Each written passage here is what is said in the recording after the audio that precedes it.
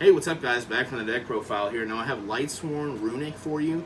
A lot of people have been talking about this deck. I feel like I've seen it a couple places, maybe not a lot of people, but it's very consistent at what it's trying to do, which is what I really enjoyed because the bricks actually turn into plays in this kind of list. I'm playing 50 cards, not 60. I could do a 40 card list. The Runick engine is a bare minimum 19 cards, so that's kind of where you're at. Yeah, let's get right on into it. I have a bunch of honorable mentions too at the end of this, just in case I missed a card that you thought I should have played.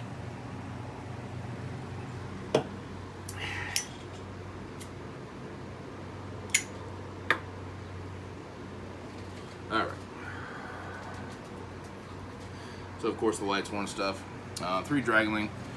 This is probably one of the most insane cards printed in like the past 2 years, I feel like. This card does everything for an archetype. You know what I mean? So, and then the rest of them are just, of course, 3-ups as well. I don't really have to explain this. The one thing I did want to explain, though, with the Runick stuff is also you have to keep in mind that you have to keep gaining advantage on the turns you don't have a battle phase. The last 2 Lightsworns are 2 Raiden. I was playing 3 at the beginning of this week. I cut the 3rd one. I don't remember what I cut it for. But this card is just extremely good. 3 I think might have been a little much, but and then of course we're playing the Punishment and the JD Shadow Void Devon for the Punishment Dragon and the Lightsworn and the Runick Core. But the JD also is very good because of the turns you don't get a battle phase. So searching this and then popping the board on certain turns is just very important. You know what I mean? So, and then Chaos Emperor, card's insane. I was just playing 1 Seyfert in here. Because you only ever really need one. One thing I do want to talk about with Punishment Dragon is this is like the best card in the deck, realistically, because of how it shuffles everything back. Like, it puts all of the fucking Runick cards back. It puts all of the banished stuff. The Seyfert keeps looping with the CED, or, you know what I mean, here, you know, however it goes. But this is 100%, if you play the deck correctly, this is probably the best card in the deck. Then the one is obviously the Shiren. Can't forget the Shiren, and then the 2 Shufflers, of course. The Punishment Dragon is just Shuffler, but not as good, you know what I mean. So, the last monster is 3 Malicious. I don't know what Devon again. This card's stupid. I was actually playing Bestial, Lightsworn, Runick, and I decided to cut the Bestials because they kept getting in the way of all the mills, and like they would kind of clog the hands a couple of times because I don't know. For some reason, I feel like 50 cards is the right number for Lightsworn. If you want to go at that high, 40 obviously being better. But if you want to fit more engine in here. But Malicious with Regained is kind of gross. So, you know, you take it however you will. Plus, with Malicious with Changing already on the board as well, it's just insane. So, then I'm not going to waste your time with this, the Runick stuff. It's just 2, 3, 3, 3, 3. 3, and then just 1, 1. I think that's completely fine where you want to be at.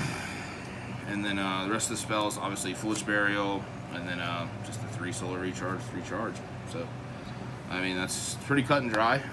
It's pretty consistent too. One thing I want to keep in mind, if you guys actually take this list, build it, and test it, RNG is a lot of this deck. That's like just what Lightsworn is. I mean, it could be the best mills of all time. It could be 3 charge if you didn't draw a charge that turn. You know what I mean? It's just, it doesn't, you know, sometimes the cards fall where they lie. Extra dip, Hugin, 2 Jerry. This card's insane. The Haggard.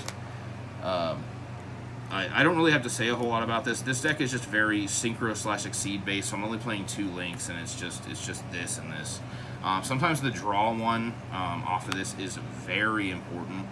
Obviously SP is SP, so we'll talk about that. Yeah, it is. It's just way too good.